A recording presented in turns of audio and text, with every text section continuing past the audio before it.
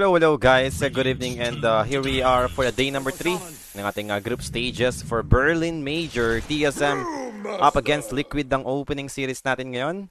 And we already have 4 heroes for TSM. Brewmaster will be picked. So wala pa naman tayong specific hero na totally countered by Brew, pero they went for Brewmaster for TSM. So tignan natin kung meron pa makukuha dito yung Team Liquid. Storm Slark.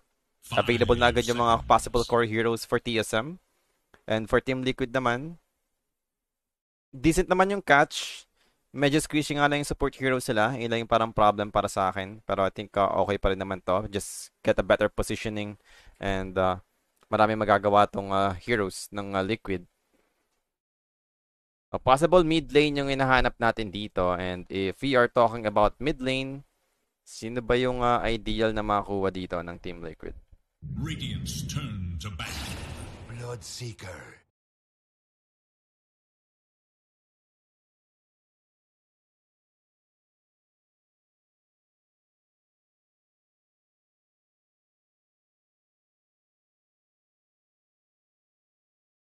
Ten seconds. 5 seconds.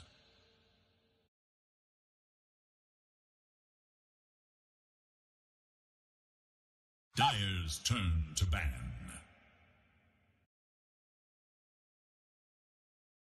So, Bloodseeker para sa 4th pick ng Team Liquid. It is Radiant's ban.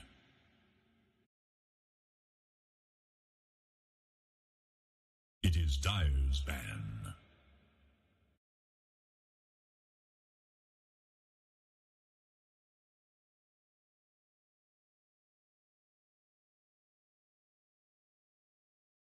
Now, last ban for Liquid, mga boss. Tignan natin kung ano pa yung pwede lang ma-remove. And ano ba yung kukunin ng TSM? Since pwede rin naman sila mag-Brewmaster position 5 if they want to. So, marami pang pwedeng gawin dito yung magkabilang team with our draft. Hindi nga natin sure kung post 1 Bloodseeker na ba to? Or baka mamaya maging mid Bloodseeker. Tignan natin. Baka mamaya Underlord, mid offlane Bloodseeker, di ba? Pero maganda naman yung Bloodseeker in countering Slark. Kapag low HP, di ba? Hindi siya makapag-regen dahil andun yung vision ng Thirst. Pwede rin mo lang i-rapture lang yung Slark, then may hirapan na siya sa team fight. So now, last pick for TSM ang inaantay natin. Meron pa ba tayong magandang hero na pwede nilang makakuha dito? Is it offlane Brewmaster or position 5 Brewmaster? Yung makikita natin. 5 seconds.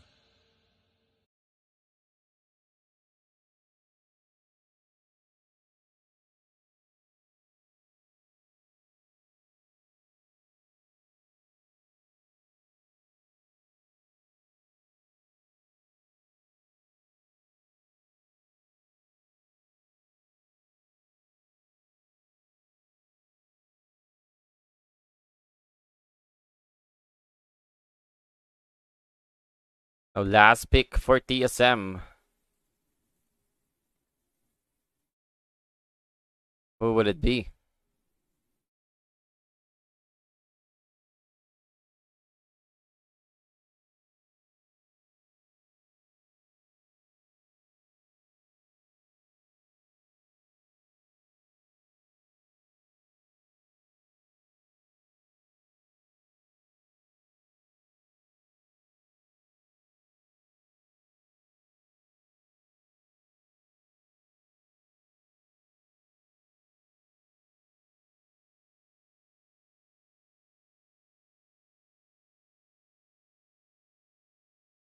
Down to 10 seconds remaining for the side of TSM.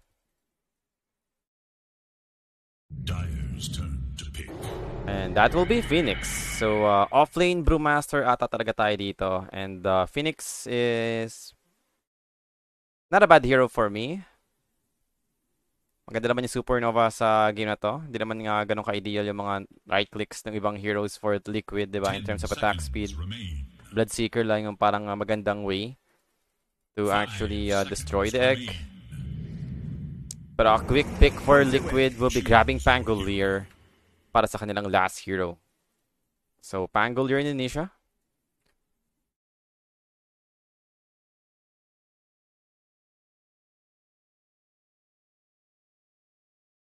Shoutout nga pala kay Jetro Lasola. Yan, shoutout sa'yo boss and welcome sa ating stream.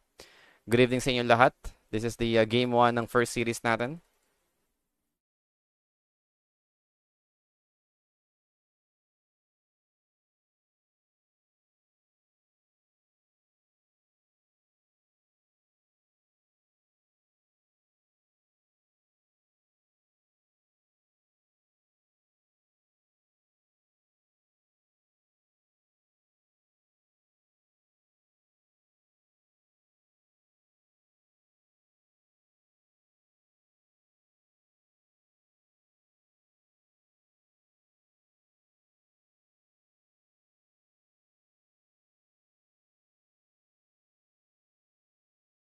So, tamang antay lang magsimula yung game natin dito.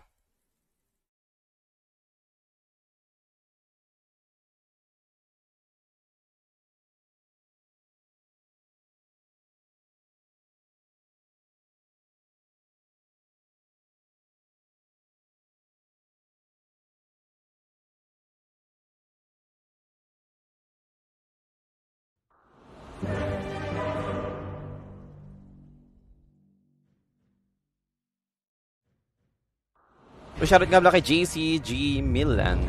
Yan, from Arpili, Cebu. Shoutout siya, boss. And welcome po sa ating stream. Now, here we are finally for the game 1. Smoke play agad para sa side ng Liquid. Pero yung TSM, tamang walk trip lang naman since sa bottom lane na naman sila pupunta. Pauna lang naman dito para sa ating twin gate. Yun lang naman yun.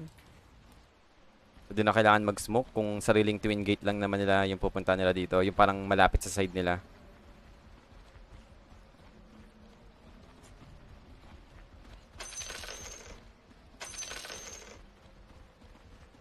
Looking good. Looking good.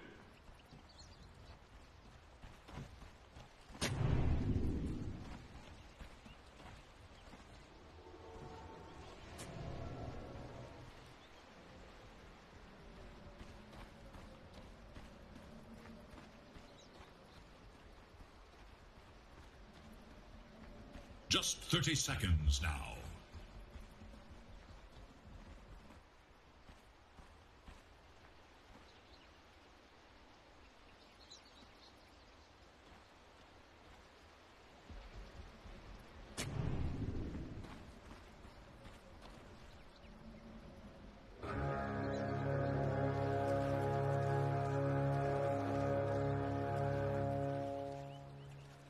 Ladies and gentlemen, welcome to this. Oh, kaya lang 4 heroes dito. Firestorm, available para kay Zai. Medyo mahirap to i-contest for the side of TSM. So Liquid will be grabbing 3 bounty runes to start the game. Medyo ideal start for Liquid, kahit pa paano. Maganda-ganda rin yung damage nilang nagawa dun sa 4 heroes ng TSM. Shoutout nga pala kay Lubugan Torid. Bancas, yan, sabi ni Randy Santiago. Don't be angry. So, Braille is down to half HP already for the mid lane. Kailangan na agad niya ng consumable items. Yung pwedeng salve. Yan.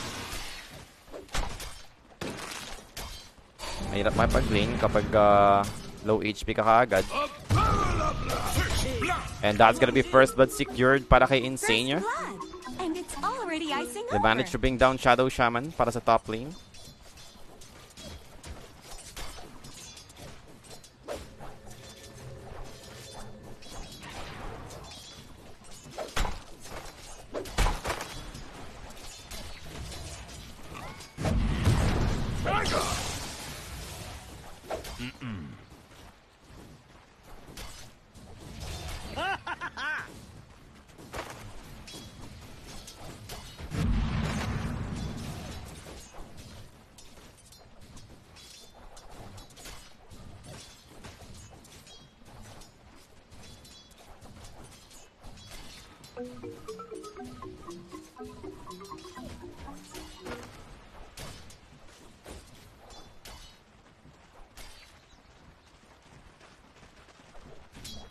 Almost 2 minutes a game. 1-0 pa rin naman yung score natin dito ngayon.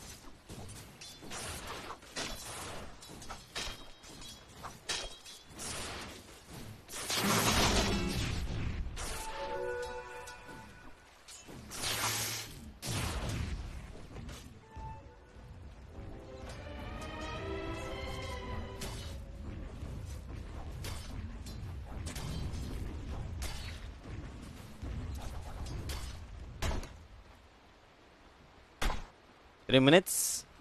Still. First blood pa lang yung meron tayo dito. Lotus, makukuha naman dito ng Insania. Ano ba tawag dun sa Lotus na yun? Lotus... Healing Lotus. Yun pala.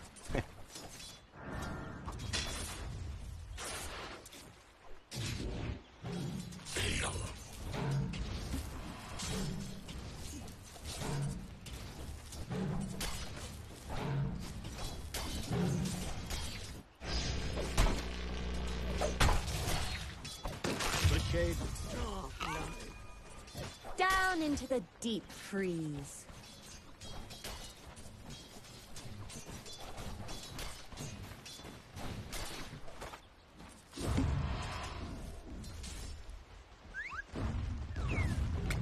So 2-0. Shadow Shaman ulit yung nabigyan.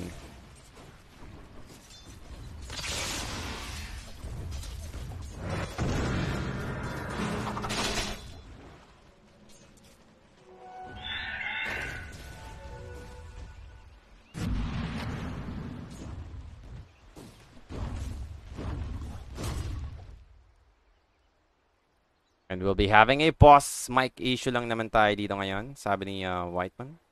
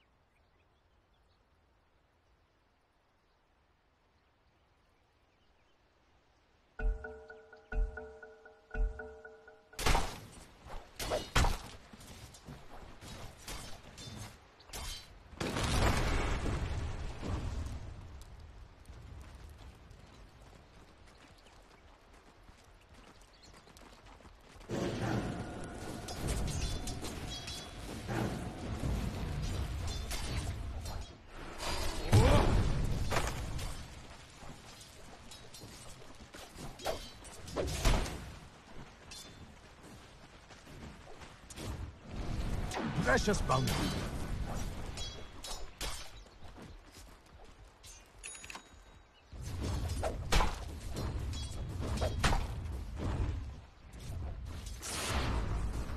Five minutes na. 2-0. 1K lead for Liquid.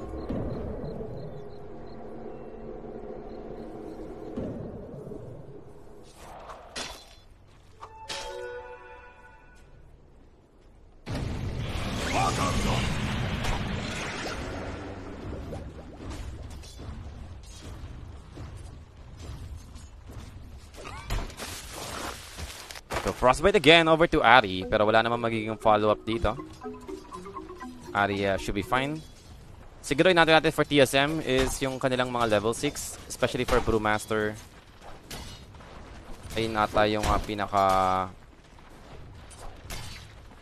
pwede nilang i-take advantage. Since malakas naman yung Primal Split. Lalo na sa mga early timings, wala pa naman masyadong pansagot dyan yung Liquid.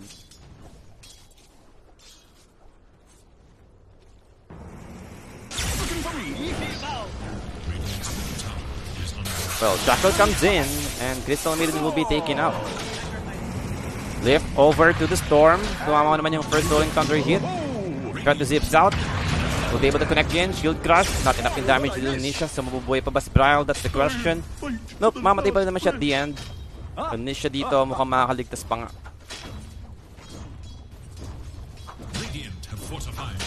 So 3-1 yung score in favor of Liquid still. Medyo nagkukumpulan na sila sa may mid lane. That should help. There is little hope for Good evening nga pala kay Jo Maribueno.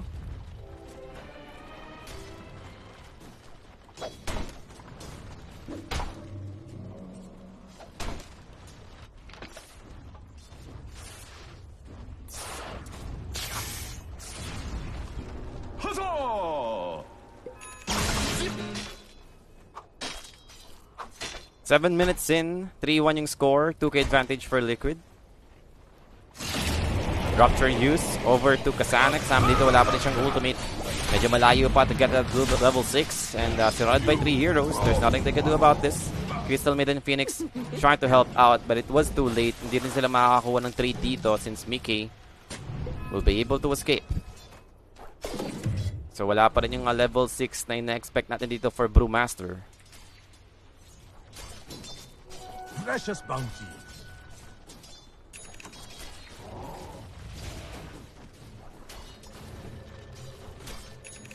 denied. The diaglyph is now active.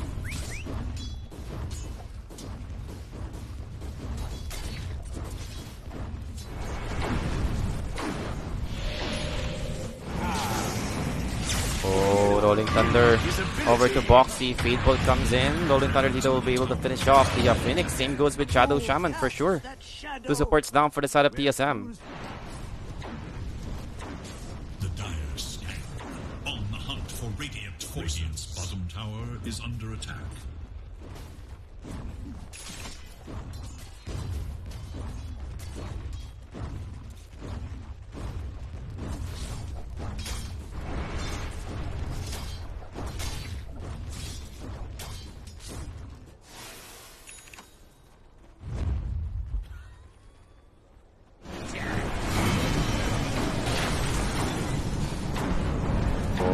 Gate committed para kay Zai. Someone is coming in, I think, for Liquid. And that's gonna be Bloodseeker. Bloodlight, wala nga lang abutan dito. Whiteman dito nakapag-dive out pa rin naman. And try to go back for the Bloodseeker sa may top lane. Possible sasama na yung mga support hero. Might be looking to kill the Brewmaster. Medyo mahirap nga lang dahil available na yung kanyang level 6. So it's not gonna be that easy. Now Timado on bot lane still. Back on laning lang naman dito for Liquid. And just looking at the network, sobrang angat ng tatlong core heroes ng Liquid ngayon.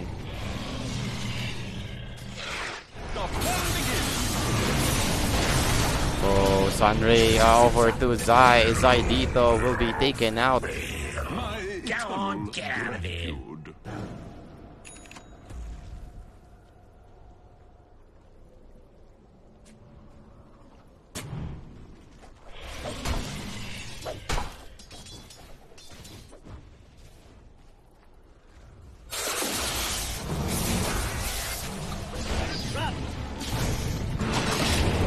Now Nisha, Rolling Thunder, not gonna kill the Shadow Shaman, but he will be killed by the neutral cape, but not the Storm Spirit. Inaabot pa rin siya doon ng control ng Liquid. And probably looking for the next target. Shackle Bear niya nakuha ng, wala pa ng level 6 yung Rubik, pero still, kill secured for the side of Liquid side. Radiant should look to their middle tower.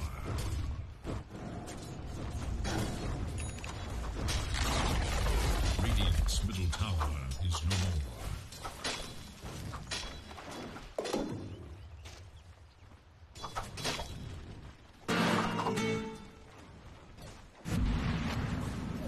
For the twins.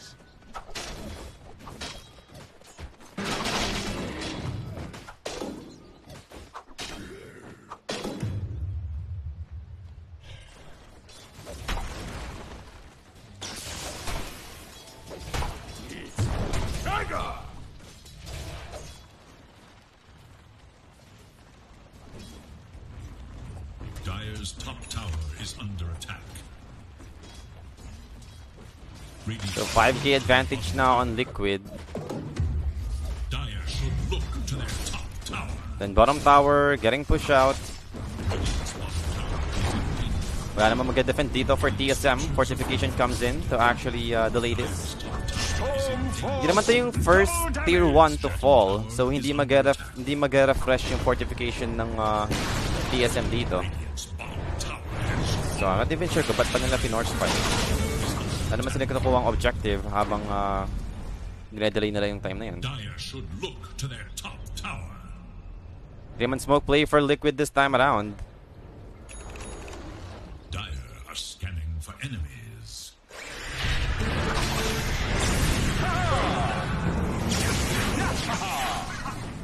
Boxy, live over to Bryle. Rupture comes in. Pero meron naman siyang ultimate and he'll try to TP out. Umabot pa rin yung Rolling Thunder ni Nisha. And that's gonna be Bryle down. Dang. Inaabot pa rin siya.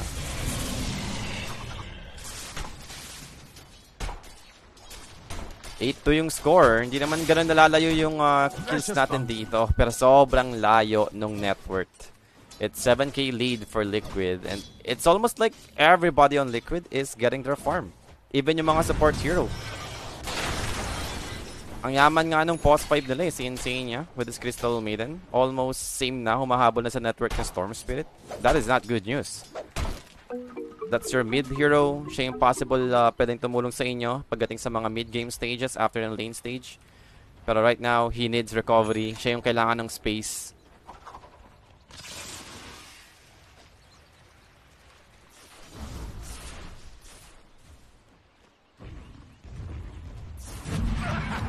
Denied. There was smoke play for Liquid.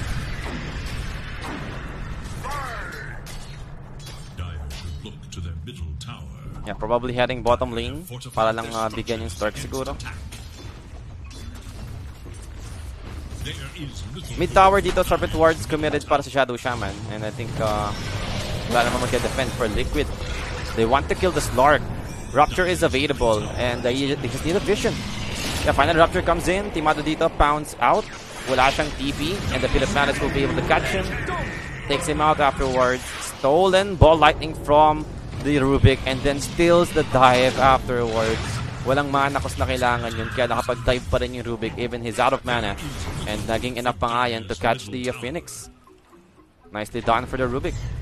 Radiant's top tower is under attack.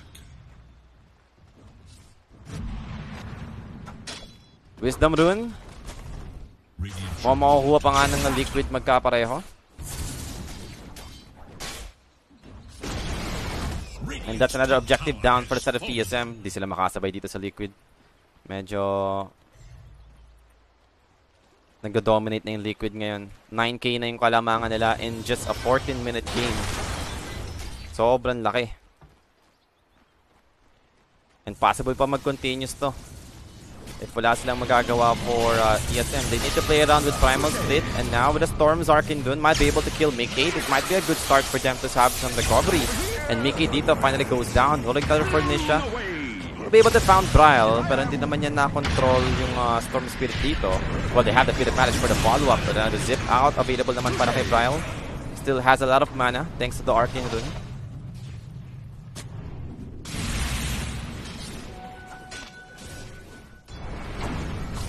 Stupendous.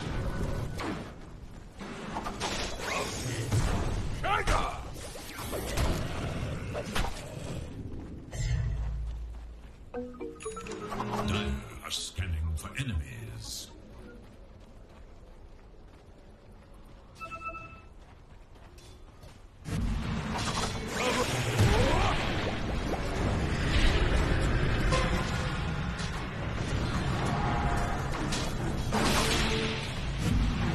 So Brewmaster will be forced to use his ultimate defensively. So ito yung sinasabi ko, parang ito yung kailangan nilang gamitin para lang magkaroon ng possible advantage sa mga pick-offs or team fights. Pero kung magagamit lang yan defensively, then paano sila babawi dito for TSM? Down for 2 minutes yung Primal Split. And shoutout nga pala kasama ni Ariel Personal na sila Jerwin Valejos at Ever Miles. Shoutout po sa inyo. And welcome sa ating stream.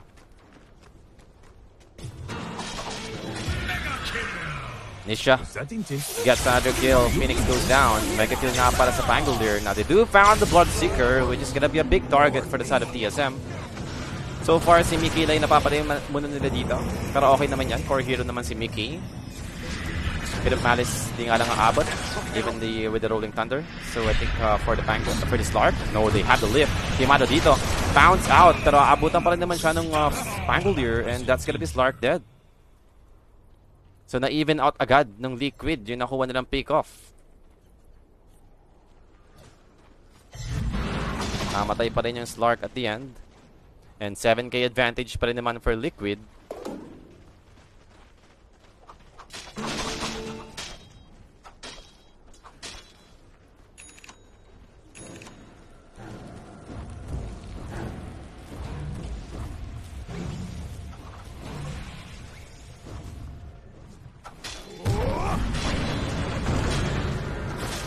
Well, for the Brewmaster, will be taken out. Supernova committed Shackles over to the Crystal Maiden. And will be enough to finish off Insania. That's a big bounty secured para kay Bryle. Even though support hero lang yun. Medyo maganda yung stick ni Insania. But now Whiteman Sunray on the low ground. Is it gonna be enough? Nope.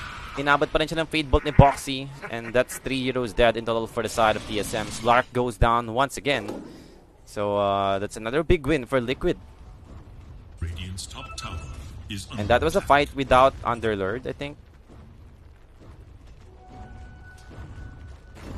Sa top lane yung Underlord.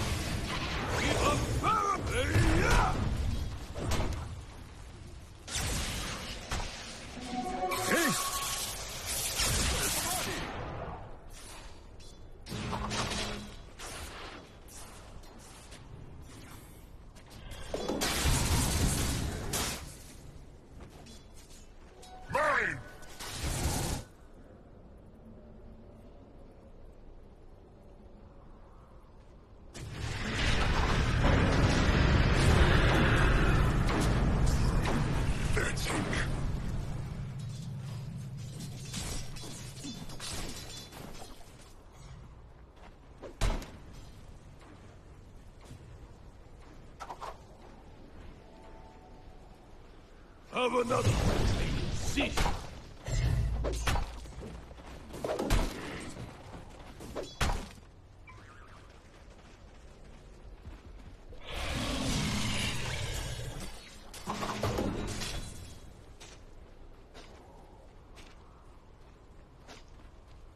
19 minutes para sa game natin. And it's 11k advantage for Liquid already.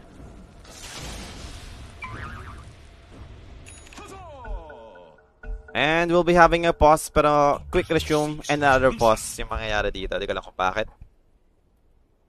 Ano naman sila sinabi? And go na daw, sabi ni Boxy.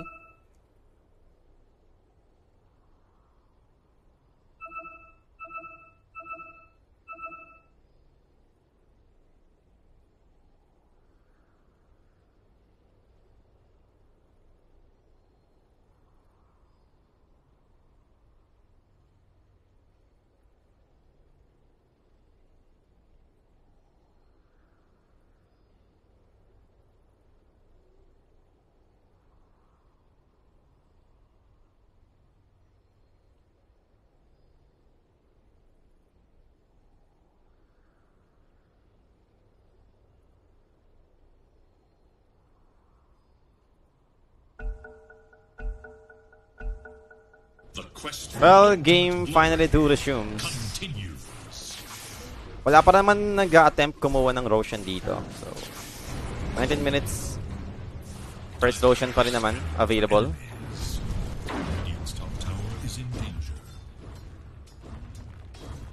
Now, a smoke play for TSM.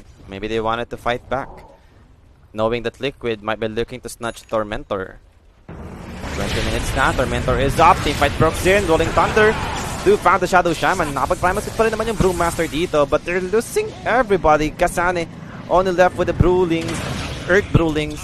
And mukhang makaka-disengage naman to thanks to the spell immunity na available to. Debuff immunity na lang pala, sorry. Pero Tormentor makukuha na nga ng TSM. 3 shard upgrade will be given to whom? Rubik or Crystal Maiden? Sa Rubik na ibigay. And speaking of Rubik, stolen ball lightning. Pinaagaw pa ng Storm. Nabuhay pa tuloy si Boxy. Radiant's top tower is under attack.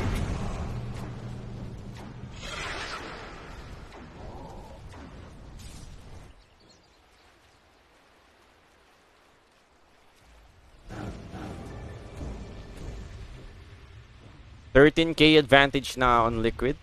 Di pa naman nila kinukuha yung Tormentor sa may bot lane. Up until now.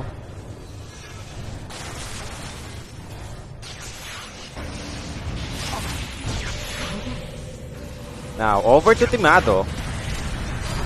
Boxy. Stolen Pounds.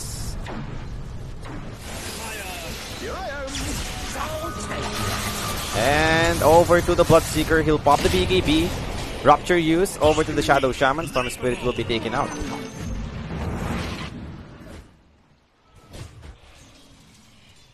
Dire's courier has been killed. Somewhere, someone lays. Now, eto na. Tormentor. Kukunin na rin ng Liquid. Yung Tormentor sa side nila.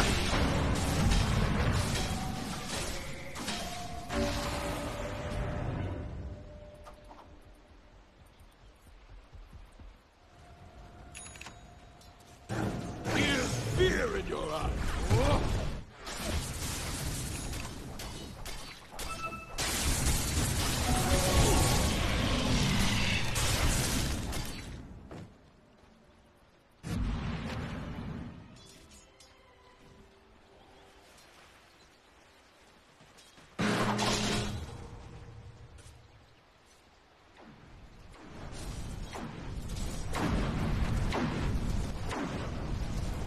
Radiant's bottom tower is under.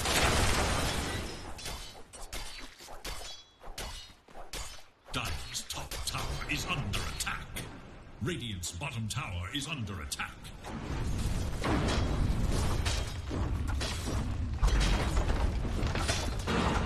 So, tier 2 tower on bot lane. Makukuha na rin ng Liquid ngayon. Radiant structures are fortified. Go. Radiant's bottom tower is under attack.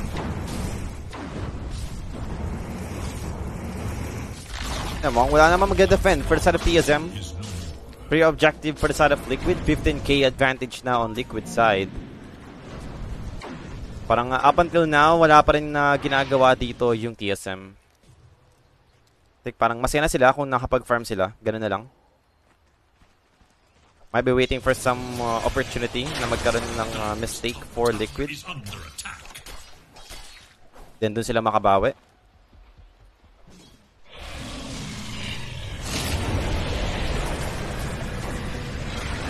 Now, over to Timado, who got ruptured. They have the Sunray for the heal. Supernova will be dropped. They have the control.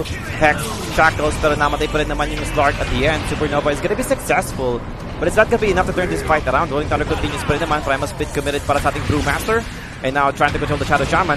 Pushing him downward, pero hindi magawa. Though there's been surrounded by 2 heroes. And that's the Shaman down. Ay naman mag-buyback dito ng Shaman, making 3 dead for the side of TSM. It's all about Liquid this game number 1. And I won't be surprised kung magka-top out na dito yung TSM. One-sided game yung nakita natin ngayon. Ganda pa na nakuwang skill ng Rubik. Shackles, max out. And speaking of Shackles, there we go. Over to the Storm Spirit. And that's gonna be an easy pick-off. Dire's top tower is under attack.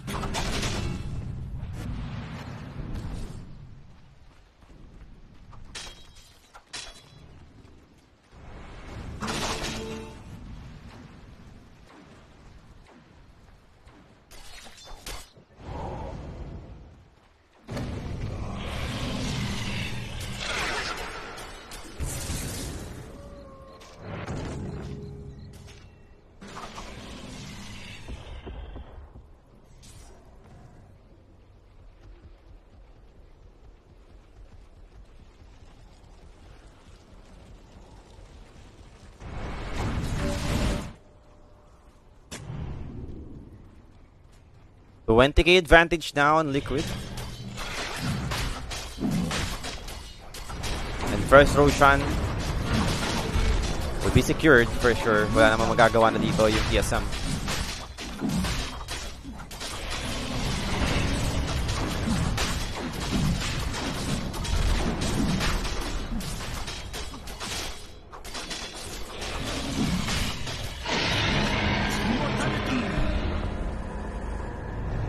Where's the party?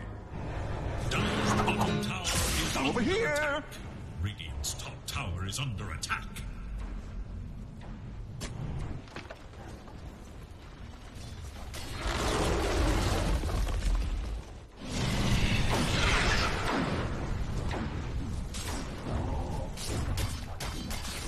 Radiant's middle tower is under attack. Dire's bottom tower is under attack. So more objective to grab for Liquid. Tier 2 tower on mid lane will be taken out. Pwede rin naman nilang basagin pa yung tier 2 top tower for more map control, more gold given. And the Aghanim Scepter is almost available for the Pangolier. BKB finally up on its way para sa Storm Spirit. So that's a start. Pero parang too late na no? I mean, wala naman basher yung Pangolier, so sige. Wala silang disable that might pierce to spell immunity. Going for Linken's yung Bloodseeker. And for the Underlord, is this Aeondis? Hindi ko na kung component ng Aeondis, pero possible Octarine. Hindi ko rin sure.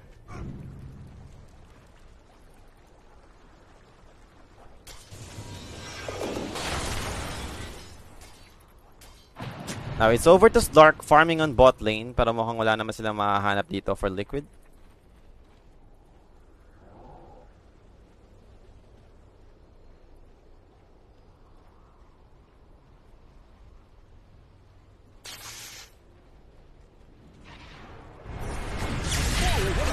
And Zai will be found. That's the BKB used for Bile. First BKB usage. And here comes his teammates with the Fiend's Gate used over to the Shadow Shaman. Brings him down immediately.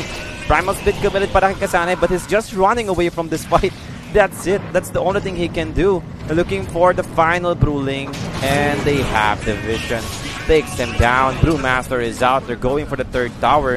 And even if they do spawn, wala silang ultimate dito. Wala yung Primal Split yung Brewmaster. Sobrang hirap i-defend neto. Radiant's top tower is under attack.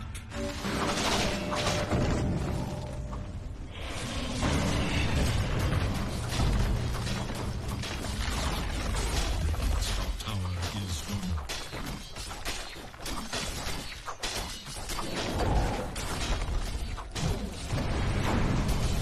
Dire's courier has been killed. Each brave courier knows the risks. Radiant's top barracks has fallen. Boss of Gem. Ano yun? Sabi niya.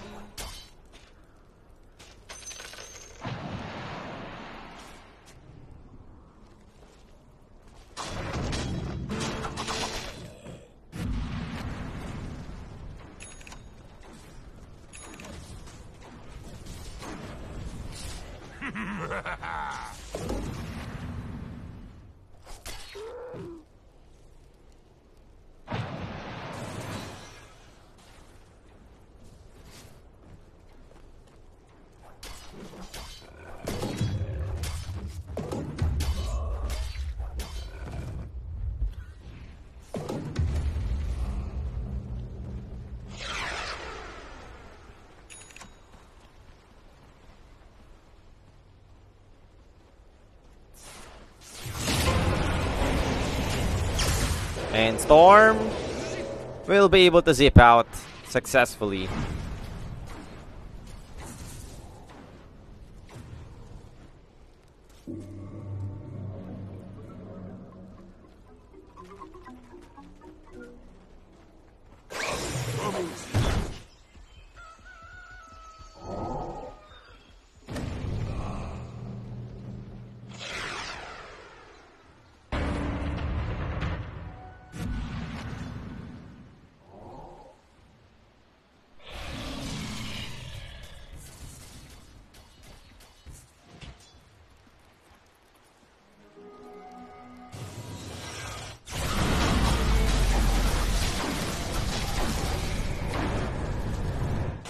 King's Gate committed para sa ating Underlord on its way for the bot lane after getting the Tormentor. Pero wala pa naman Tormentor dito since late nila kinuha. 10 minutes yan, yung spawn time nun. Hindi every 30, 40, 50. Hindi. After nyo masira, doon pala i-start yung countdown na 10 minutes. So, meron na ring shard yung Crystal Maiden.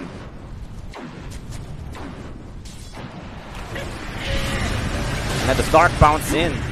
Over to Zai. Swashbuckle is available. Timada's gonna be in trouble. He needs to escape. Godright not gonna connect in. They have the Supernova right here.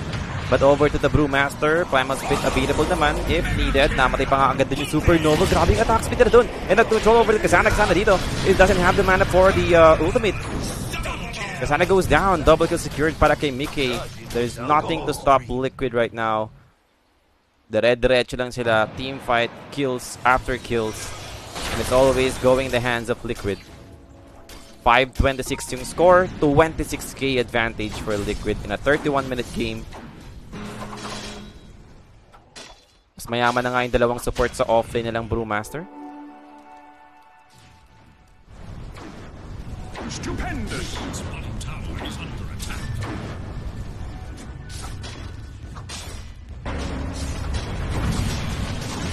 Third tower sa may bot lane. Fortification is available to try and slow this down. Brewmaster ultimate available pa rin naman, but they don't have Supernova. So yun yung missing na ultimate dito for TSM. So mas may hirapan pa rin silang i-contest ng teamfight na to. Dire's middle tower is under attack.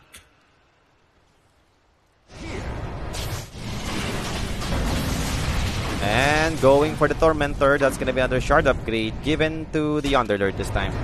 So bumalik naman kasi sa Fiend's Gate and it's gonna be Storm picked off. Trial dito. Full pop is BKB just in order for him to run. Not to fight actually. And now over to the Phoenix who doesn't have his ultimate yet. Will be taken out by Mickey. Or actually Zai with the Firestorm and going for the set of tracks on the bottom lane. Still no answer for the side of TSM.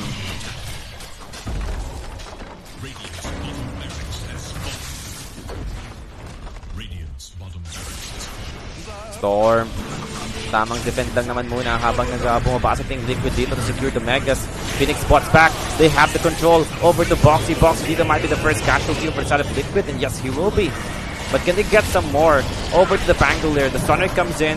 Doesn't have the Rolling Thunder anymore. Nisha dito dropping low. Taken out. 3 dead in total for the side of Liquid. So that's a big win already for the side of TSM. Pero medyo malaki na yung nakuwang advantage to the Liquid objective-wise. Down 2 set of racks na yung TSM. So might be too late for them. Pero kung makakuha pa sila ng mga ganitong teamfight for how many? Like siguro mga 3 beses or 2. Baka tumagal pa yung game natin. But now, it's gonna be over to the Underlord. Double buyback for the support heroes.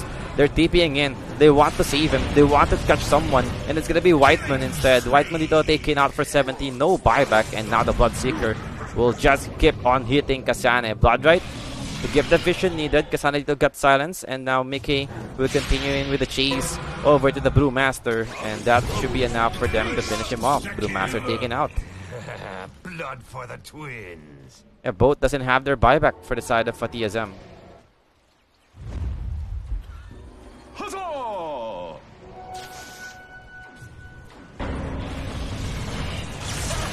And gonna do found Mickey, but he'll pop his BKB immediately. Nice reaction. And over to the Shadow Shaman getting controlled. The Rupture is over to the Slark. Timado dito doesn't have any choice except to fight back. Will be able to bring down the Bloodseeker, but in return, Timado still alive for now. They have the control. Pit of Malice bounce out. Let the Legion out, but under the Pit of Malice, Academics upgrade from the Underlord. Trying to get him still. Mabubuhay pa rin ba yung Slark? Yes, he will, but not the Storm Spirit. He goes down. Slark finally gets found by Boxy and finally takes him out as well. 5 dead in total for the side of TSM. Liquid continuously dominating this game.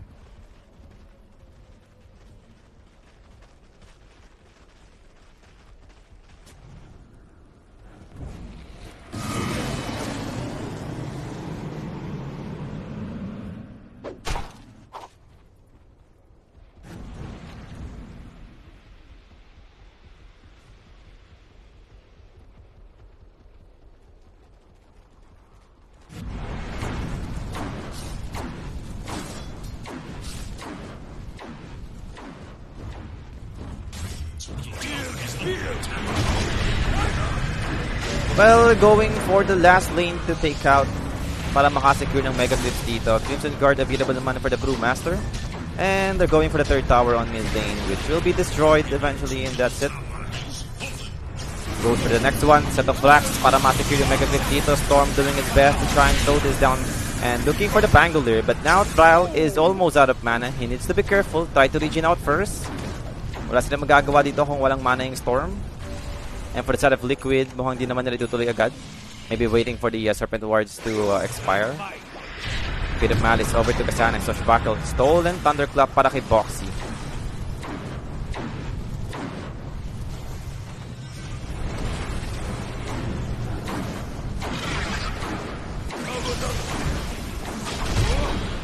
Radiant's middle barracks has fallen.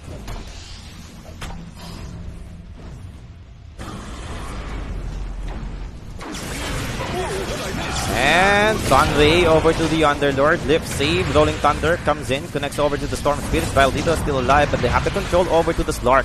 Slark is doing his best to try hit someone. They've lost the Phoenix already. And finally, Nation's Rolling Thunder is about to end. That same goes with Slark's life. Mabumamatay na siya dito. And GG has been called. That's it. Game is over.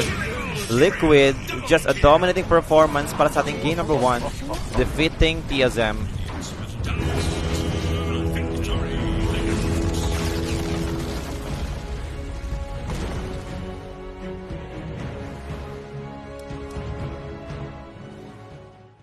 Grabe. I think one of the biggest factor is draft for me. Like yung early Brewmaster pick for TSM, parang hindi ko siya nagustuhan. Usually, nagpipick ng Brewmaster kapag meron kang specific hero na kina-counter, diba? Yung Dispel, Cyclone, diba? Yung mga ganong sense. Pero this game, wala lang. Gusto lang nila mag-Brewmaster. Parang ilo yung napansin ko dito for TSM. And actually, di nga nakitang nag-enable talaga yung Brewmaster dito. Dito na take advantage yung Primal Split.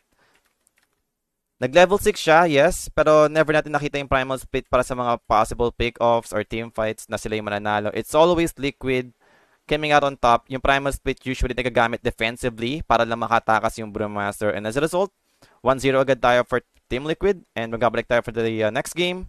After the short break, thanks so much for watching and be right back tayo.